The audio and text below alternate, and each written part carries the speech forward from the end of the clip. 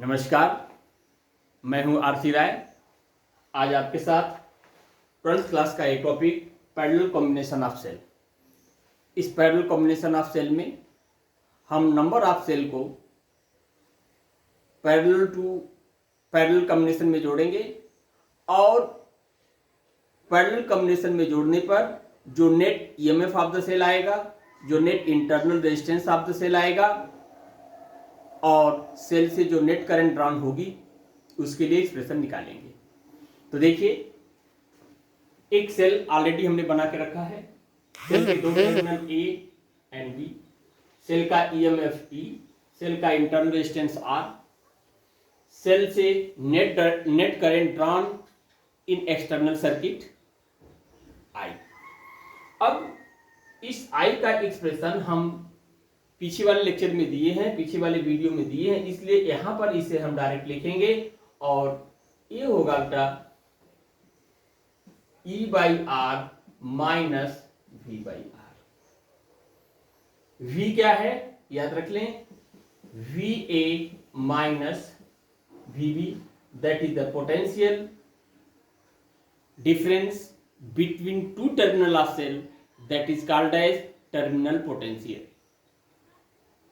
अब जरा देखिए, पैरेलल कॉम्बिनेशन ऑफ सेल में 12th क्लास सीबीएसई के सिलेबस को ध्यान में रख के हम दो सेल को पैरेलल कॉम्बिनेशन में जोड़ेंगे। यहां पर देख लीजिए आप,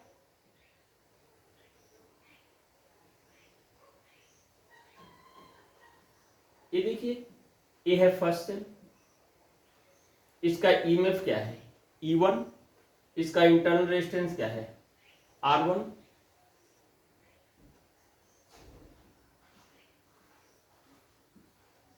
इसका ईएमएफ क्या है E2, इसका इंटरनल रेजिस्टेंस क्या है R2।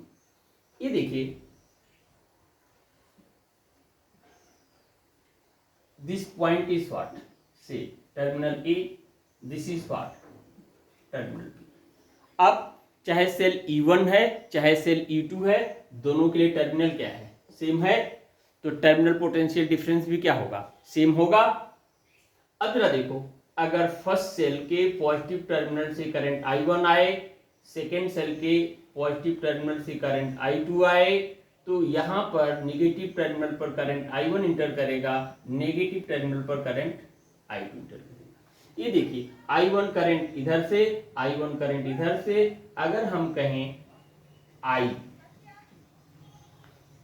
net current drawn from cell, that is parallel combination of cell, this is equal to I1 plus I2।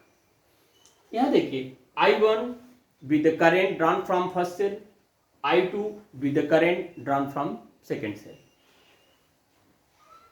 current drawn from cell का एक्सप्रेशन है। तो अब आप देखिए, for first cell I1 equal to E1 by R1 minus V by R। This is equation number 1। For second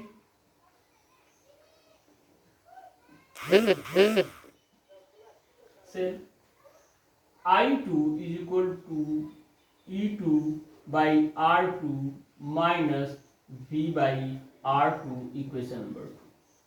अब जरा देखिए, net current drawn from the cell I equal to I1 plus I2, और I1 के place पर एक step हम बढ़ा देंगे, I1 plus I is equal to, देखिए I1 का वैल्यू A है, तो E1 by R1 plus E2 by R2 एक साथ लेंगे, E1 by R1 plus E2 by R2। ये देखिए, माइनस और माइनस दोनों जगह है, V और V दोनों जगह है, V कॉमन लेंगे, 1 by R1 plus 1 by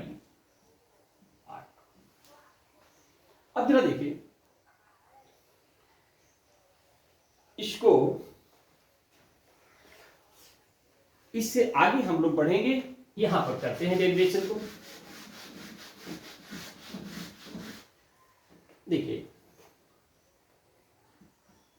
i is equal to, यहां पर देखिए इस दोनों को हम प्लस करेंगे, R2 यहां मल्टीप्लाई होगा, R1 यहां मल्टीप्लाई होगा, मींस एलसीएम लेके प्लस करते हैं। तो देखिए R2 यहां पर मल्टीप्लाई होगा तो हमें मिलेगा E1 R2, R1 will be here plus E2 R1 divided by R1 R2 minus V। देखिए माइनस V, आगे देखिए यहां पर है 1/R1 1/R2, तो यहां भी एलसीएम लेके प्लस करेंगे तो R2 यहां मल्टीप्लाई होगा, R1 यहां मल्टीप्लाई होगा, और अब इसे हम लिखेंगे R2 plus R1 divided by R1 R2। अब जरा देखिए थोड़ा सा आई ए टर्म यहां पहले से है।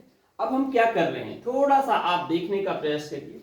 ये देखिए R2 plus R1 divided by R1 R2, हम सबसे पहले यही करेंगे, minus V R2 plus R1 divided by R1 R2। हम देखिए इनटू कर रहे हैं इसी के रेसिप्रोकल से, this is what R1 R2 divided by R2 plus R1। जरा हम देख लेते हैं ये आपको विजुअल होगा या नहीं होगा। हाँ ठीक है, दिखाई दे रहा है। ये देखिए यहां पर हमने इस टर्म के रेसिप्रोकल से मल्टीप्लाई किया, वही काम हम यहां भी करेंगे। तो देखिए ये E1 R2 plus E2 R1 divided by R1, ये तो पहले से था। इसका जो रेसिप्रोकल टर्म है ये यहां मल्टीप्लाई हुआ तो इसमें भी हम मल्टीप्लाई करेंगे, और this is R1 R2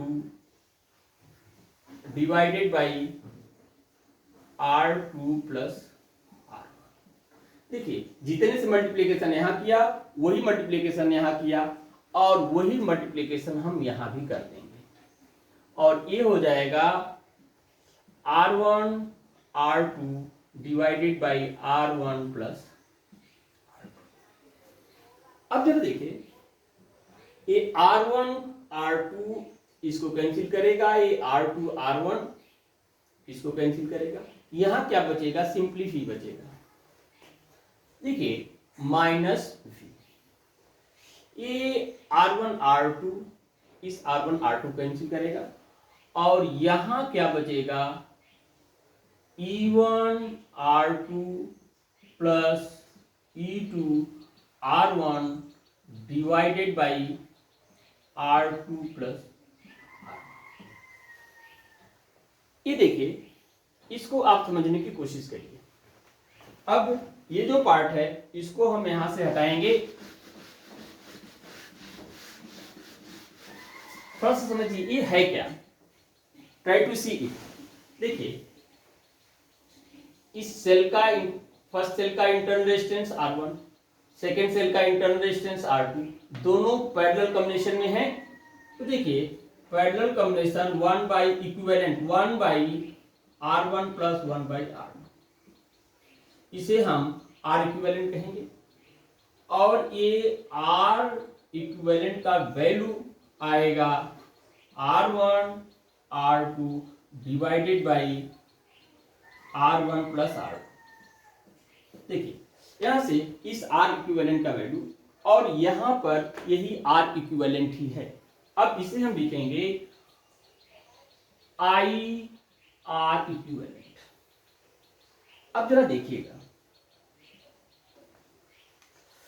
I into R, potential का डायमेंशन, V ऑलरेडी पोटेंशियल है। इस टर्म को देखें, EMF volt ohm, volt into ohm, यहां भी होगा volt into ohm divided by ohm. इसका मतलब ये जो टर्म है, इसका जो डायमेंशन है, इसका जो डायमेंशन है, इसका जो डायमेंशन है, किसका है? पोटेंशियल का है। तो अब जरा देखिए, इसे हम लिखेंगे I R equivalent equal to E equivalent minus V, या इस तरह लिख देंगे V equal to E equivalent minus I R equivalent. जैसे R इक्विवेलेंट का वैल्यू E है, तो E इक्विवेलेंट का वैल्यू क्या है? E1 R2 प्लस E1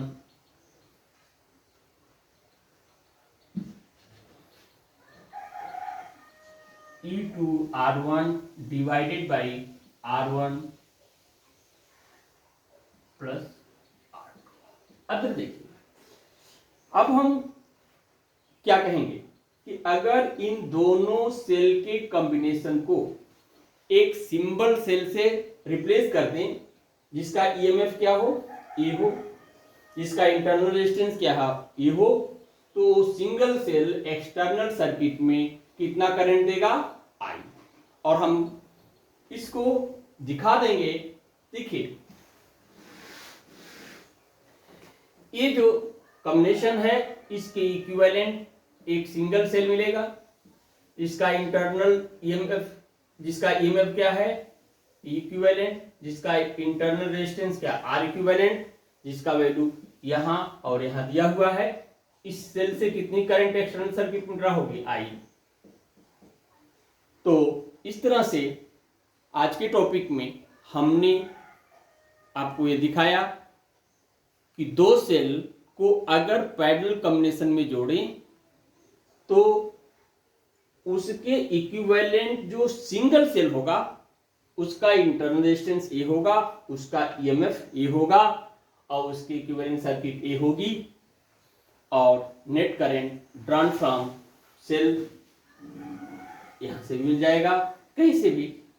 इससे पहले वाला इक्वेशन भी हमने दिया है, वहां से मिल जाएगा। तो that's in for today. I hope you like it.